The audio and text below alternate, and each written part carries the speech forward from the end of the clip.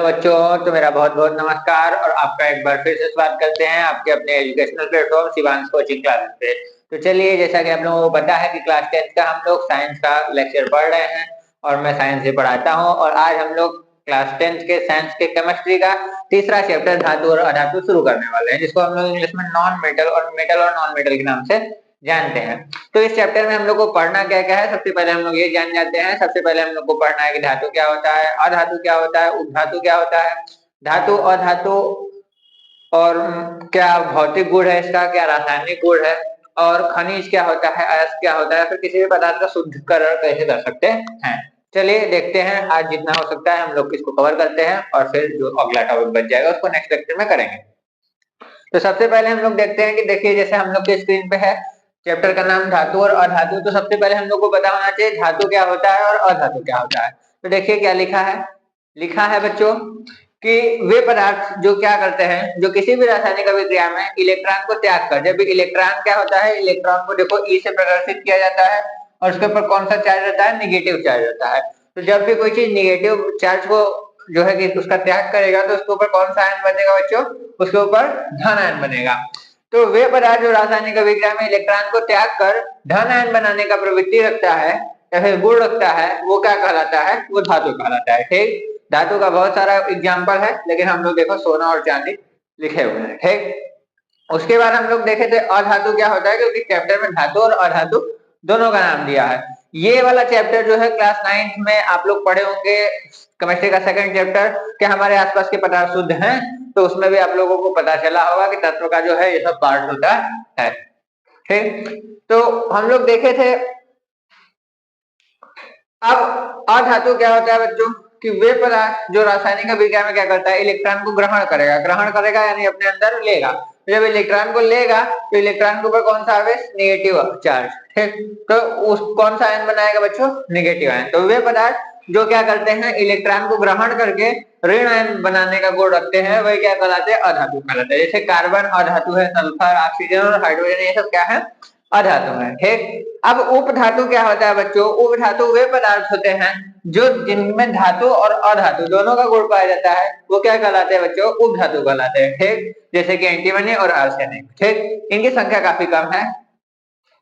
अब हम लोग समझ चुके हैं कि धातु अधातु और उपधातु क्या होता है। अब हम लोग देखेंगे कि धातु का क्या भौतिक गुण धर्म है। ठीक, जैसे कि धातु जो है वो कठोर है, धातु जो है ठोस है, धातु जो है चमकदार है, धातु जो है आघातवर्धनीय है, धातु जो है तन्य है, जो धातु है वो क्या मतलब मेलेबल हो सकता है, डक्टाइल हो सकता है। इसके बारे में हम लोग थोड़ा सा लिख देते हैं और उसके बाद देखते हैं। क्यों, क्योंकि अगर बताते बताते लिखेंगे तो वीडियो काफी लंबा चला जाएगा।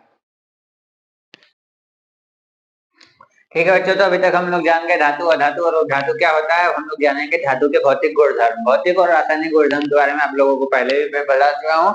अगर आप लोगों को नहीं पता है तो आप लोग जाके केमिस्ट्री के क्लास 10 का पहला लेक्चर देख सकते हैं। अब हम लोग देखते हैं कि जो धातु होती है वो सामान्यतः चमकदार होती है, उसके इसी गुण को क्या बोलते हैं, धात्विक चमक। धातु नाम सामान्यतः कठोर भी होता है, इसीलिए जो होता है धातु क्या होता है, कठोर होता है। ठीक, आघात वर्ग है, मतलब देखे होंगे कि आप लोग जो रेल होता है, रेल का जो मतलब डिब्बा होता है वो किससे मिलकर बना होता है, लोहे से। तो लोहे को हम लोग पीट पीट के क्या पतले के चादर के रूप में बदल सकते हैं। ठीक है, आप लोग देखे टीने को, जो टीन लगता है लोहे का, वो टीन भी क्या होता है, लोहे का पतला पतला चादर जो है कि लोहे के टीन भी आते हैं। तो उस टीन को क्या किया जाता है, पीट पीट के पतले चादर के रूप में बदल दिया जाता है। तो उसको पतले चादर के रूप में बदलने का ये जो गुण है वह उसका क्या कहलाता है बच्चों, आघात वर्धनीयता या फिर आघात वर्ग। ठीक, अब जो धातु होता है वो तन्य भी होता है। क्या होता है, तन्य होता है। तन्य मतलब उसको हम लोग फ्लैट उसको घिस सकते हैं। ठीक है, और उसको धातु के इसी गुण को तन्यता कहते हैं। ठीक, यानी धातु को घिस घिस के बहुत लंबा हम लोग क्या कर सकते हैं, पतला पतला तार बना सकते हैं। और धातु के इसी गुण के कारण जो एल्युमिनियम है, जो कॉपर है, सबका क्या है, हम लोग को तार देखने को मिल जाता है। ठीक, जो सबसे ज्यादा तन्य धातु है बच्चों वो क्या है, सोना है। अगर 1 ग्राम सोना है तो उसको हम लोग 1 किलोमीटर तक क्या कर सकते हैं, खींचकर ले जा सकते हैं। उसके बाद सुचालक और कुचालक आप लोगों को अच्छे से पता होगा। और क्लास 9 में भी हम जो है कि इसके बारे में बात किए हैं। अगर आप लोग वो वाला लेक्चर नहीं देखें तो जाकर उसको देख लीजिएगा, वहां पर आप लोग को सुचालक और कुचालक के बारे में अच्छा से पता चल जाएगा।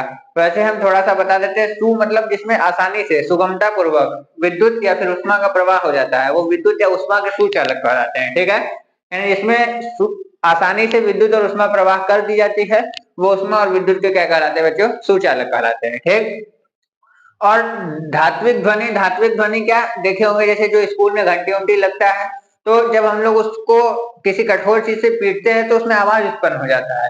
तो धातु में क्या होता है बच्चों कि जब भी वो किसी कठोर सतह से टकराता है, कठोर चीज से, उसको जब हम लोग पीटते हैं तो उसमें ध्वनि उत्पन्न हो जाता है, और धातु के इस गुण को धात्विक ध्वनि के नाम से हम लोग जानते हैं। गलनांक, कथनांक और घनत्व। गलनांक कथनांक तो आप लोग क्लास 9 के पहले लेक्चर में ही आप लोग को ये सब पता चल जाएगा। गलनांक क्या होता है, जिसको हम लोग मेल्टिंग पॉइंट, और कथनांक बॉइलिंग पॉइंट के नाम से जानते हैं। यानी वो किस बिंदु पर वो क्या हो रहा है, मेल्ट होना चालू हो जा रहा है, और कितने बिंदु पर, किस बिंदु पर वो बॉयल होना चालू हो जा रहा है, वही उसका गलनांक और घटनांक कहलाता है। ठीक, जैसे कि बर्फ पिघल रहा है, जिस निश्चित ताप पर पिघल रहा है वो उसका गलनांक है।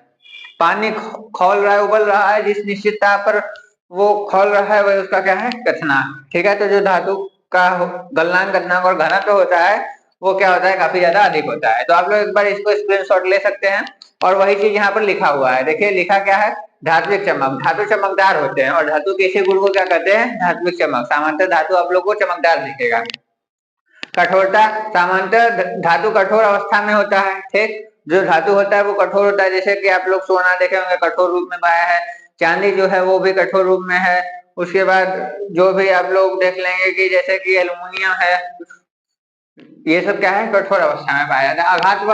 आघातवर्ध अभी आप लोग को बताया है कि धातु को पीट कर क्या किया जाता है, पतले चादर के रूप में किया जा सकता है, और धातु के इस गुण को आघातवर्धनीयता कहते हैं। जैसे सोना चांदी बहुत आघातवर्धनीय धातु। तन्यता क्या होता है, धातु को खींचकर पतले तार के रूप में लाया जा सकता है, धातु के इस गुण को तन्यता कहते हैं। सोना सबसे अधिक तन्य धातु है। सुचालक क्या होता है, धातु उष्मा तथा विद्युत का सुचालक होता है। ठीक, ध्वनि, धातु जब कठोर सतह से टकराता है तो ध्वनि उत्पन्न करता है, वही धात्विक ध्वनि कहलाता है। और गलनांक, घनत्व और घनत्व इसका काफी ज्यादा होता है। एक बार आप लोग इसका स्क्रीनशॉट ले लीजिए, फिर हम लोग धातु का रासायनिक गुण देखेंगे। ठीक है बच्चों, तो अभी तक हम लोग देख लिए थे, अब देखेंगे धातु का रासायनिक गुण। धातु के रासायनिक गुण में क्या है, सबसे पहले बच्चों की धातु का ऑक्सीजन के से साथ क्रिया।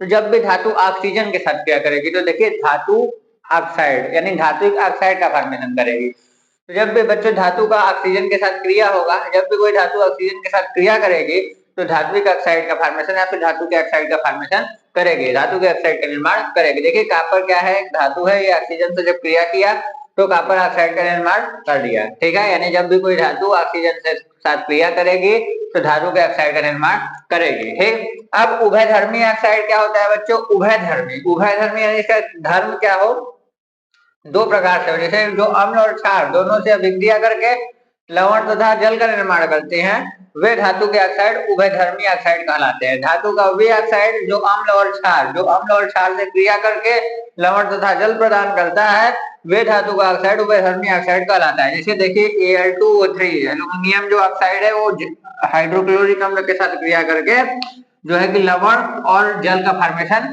कर दिया। यहाँ पर भी देखिए ये अम्ल के साथ लवण और जल का फॉर्मेशन किया, वही क्षार के साथ भी देखिए लवण और जल का फॉर्मेशन कर दिया। तो वे धातु का ऑक्साइड जो अम्ल तथा क्षार दोनों से विक्रिया करके लवण और जल का फॉर्मेशन करता है, वे धातु का ऑक्साइड उभयधर्मी ऑक्साइड कहलाता है।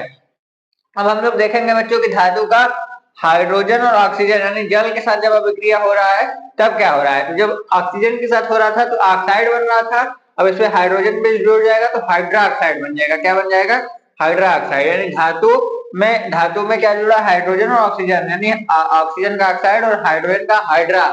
यानी जब धातु जल के साथ अभिक्रिया करता है तो धातु ऑक्साइड या फिर हाइड्रोजन गैस रिलीज करता है। ये ऐसा किस केस में होता है बच्चों, ऐसा उस केस में होता है जिसमें जो मतलब धातु जो है वो जल में घुलनशील नहीं होता है। ठीक है, तो सभी धातु जल के साथ क्रिया नहीं कर पाता है। जैसे यहाँ पर देखो जो है सभी धातु ऑक्सीजन और जल के साथ अलग अलग क्रियाशीलता दिखाता है, उसी के लिए हम लोग सक्रियता श्रेणी भी आगे पढ़ेंगे।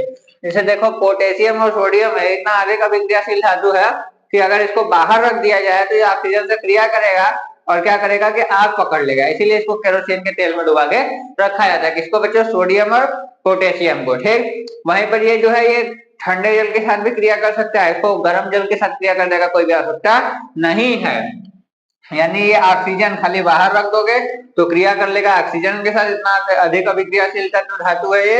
और अगर गर्म पानी की जगह छोड़ो, सामान्य पानी छोड़ो, तो ठंडा पानी भी दोगे ना तो वो उससे भी ये क्रिया कर जाएगा। ठीक, वहीं पर जो मैग्नीशियम, एल्यूमिनियम और जिंक और लेड है, ये जो है ये धातु ये ऑक्सीजन के साथ क्रिया करता है धीरे धीरे, और ये धातु का क्या करता है? ऑक्साइड का एक परत बना लेता है। ये ऑक्सीजन से क्रिया करके ऑक्साइड का एक परत बना लेता है, और जिसके वजह से वो जो धातु है उसको संक्षारित होने से बचाता है। अब संक्षारण क्या होता है, ये क्लास 10th के पहले लेक्चर में हम लोग बता चुके हैं। ये वन शॉट चल रहा है और बहुत स्पीड में हम लोग चल रहे हैं, और आप लोग को बिल्कुल टाइम वेस्ट नहीं करना है, इसलिए आप लोग वहां पर जाकर संक्षारण प्रक्रिया देख सकते हैं।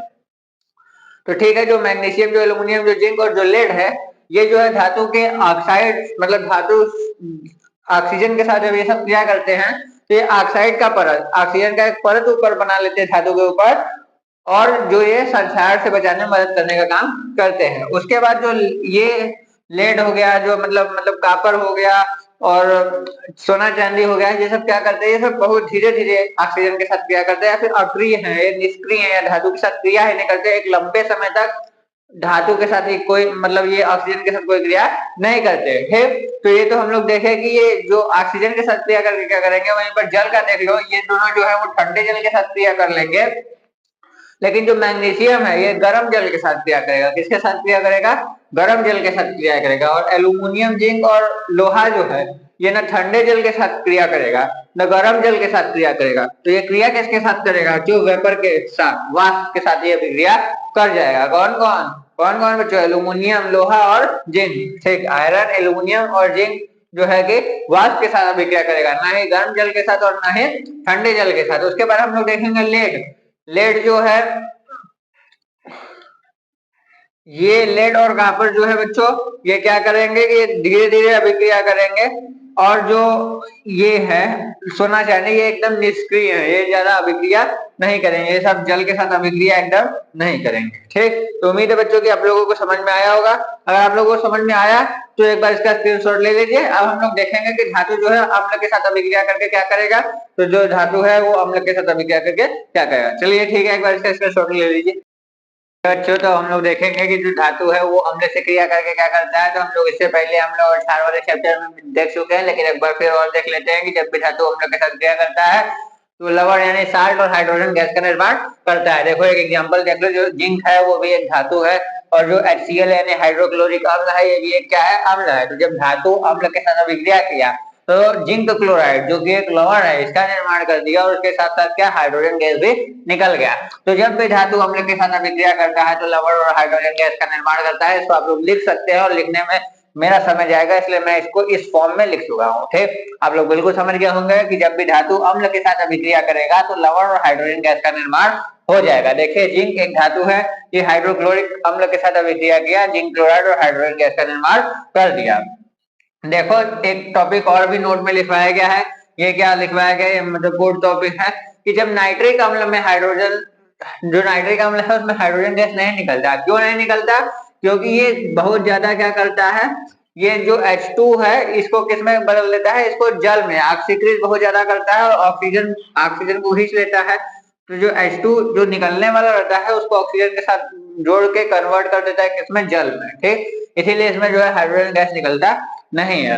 अब देखो एक्वारेजिया का बहुत बार आप लोगों ने नाम सुना होगा। एक्वारेजिया क्या होता है? एक्वारेजिया जो होता है वो सांद्र सल्फ्यूरिक अम्ल और सांद्र नाइट्रिक अम्ल का 3 संबंधी 1 के अनुपात को एक्वारेजिया कहते हैं। ठीक, तो एक्वारेजिया ने HCl और HNO3 को जब 3 संबंधी 1 के अनुपात में मिलाया जाता है तो एक्वारेजिया का निर्माण होता है, जिसको हम लोग किस नाम से जानते हैं बच्चों? अम्लराज के नाम से जानते हैं। किस नाम से जानते हैं? अम्लराज। जो सोना है वो इस सब के साथ अभिक्रिया नहीं करता। जब भी देखे होंगे कि जब आप लोग सोनार की दुकान पे जाते हैं तो वो इसी एक्वारेजिया का उपयोग करता है, और आपके जो सोने का चीज होता है उसको साफ करने में ये मदद करता है। क्यों? क्योंकि उसका ऊपर वाला लेयर जो है उसको ये क्या कर देता है? हटा देता है, पिघला देता है, संक्षारित कर देता है। तो इसीलिए आप लोग ध्यान से जाइए और अम्लराज से बचिए। कहाँ पर? सोनार की दुकान पे। क्यों? क्योंकि ये जो HCl और HNO3 का मिश्रण होता है वो भी 3 संबंध 1 के अनुपात में, ठीक। अब जो कॉपर और जो सोना चांदी है कि किससे अभिक्रिया नहीं करता, अम्ल से अभिक्रिया नहीं करता। तो उम्मीद है बच्चों की आप लोगों को इतना समझ में आया होगा। अब हम लोग थोड़ा सा और आगे बढ़ेंगे और देखेंगे सक्रियता श्रेणी क्या होता है, और फिर आज के लेक्चर में बस इतना ही, और फिर हम लोग आगे बढ़ेंगे, ठीक है। ठीक है बच्चों, तो अभी तक हम लोग देख चुके हैं पूरा धातु के रासायनिक गुण धर्म। अब हम लोग देखेंगे कि सक्रियता श्रेणी क्या होता है। तो जैसा कि सक्रियता श्रेणी में क्या होता है बच्चों की धातु का जो क्रियाशीलता होता है, सब धातु का अलग अलग क्रियाशीलता होता है। तो धातु का जो क्रियाशीलता होता है उसको अवरोही क्रम में लिखना है, दर्शाना है, क्या कहलाता है, सक्रियता श्रेणी कहलाता है। जैसे देखिए, जो पोटेशियम है, potassium, sodium, calcium, magnesium, aluminium, zinc, जो आयरन है, लेड है, हाइड्रोजन है, कॉपर है, मरकरी है, और सिल्वर है, और सोना है, ठीक है। तो इसका जो सक्रियता मतलब इसको अवरोही क्रम में दर्शाना है, क्या कहलाता है, सक्रियता श्रेणी। जो सबसे अधिक, ये क्या है, सबसे अधिक क्रियाशील धातु, ये क्या है, ये मध्यम क्रियाशील धातु, और ये क्या है, कम क्रियाशील धातु, ठीक है। ये कम क्रियाशील धातु है, ये मध्यम है, और ये क्या है, अधिक है, क्या है, अधिक, ठीक है। यानी तत्वों को उसके क्रियाशीलता के अवरोही क्रम में दर्शाना है, क्या कहलाता है, वो उसका सक्रियता श्रेणी कहलाता है। अगर आप लोग को दिख नहीं रहा होगा तो थोड़ा सा नीचे आप लोग देख सकते हैं कि देखिए, सोडियम मतलब पोटेशियम, सोडियम, कैल्शियम, मैग्नीशियम, और जो है एल्यूमिनियम, जिंक, और iron, lead, hydrogen, copper, Hg मतलब मरकरी, और सिल्वर, और सोना, ठीक, गोल्ड। तो उम्मीद है बच्चों कि आप लोगों को यहाँ तक समझ में आया होगा। अगर आप लोगों को ये समझ में आया तो इसको ज्यादा से ज्यादा जो है कि शेयर करिए, और हम लोग के चैनल पर और ज्यादा से ज्यादा प्यार दिखाइए, तभी इसके वजह से हम लोग और वीडियो बनाने के लिए मोटिवेट हो सके। अगर आप लोगों को इसका नोट्स चाहिए तो हम लोग बेहतरीन नोट्स वापस ऐसे ही दे ही रहे हैं। अगर आप लोगों को इससे अच्छा नोट्स चाहिए तो हम कोशिश करेंगे। अगर चाहिए तो आप लोग इस पे कमेंट करिएगा। तब तक के लिए आज हम लोग देखे धातु, और उसके बाद हम लोग देखे कि धातु जो है कि वो किस तरीके से क्रिया कर सकता है, धातु का क्या भौतिक गुणधर्म है, धातु का क्या रासायनिक गुणधर्म है, मतलब और धातु क्या होता है, उपधातु क्या होता है, ठीक। अब मिलेंगे हम लोग नेक्स्ट वीडियो में, तब तक के लिए हर हर महादेव, जय श्री राम।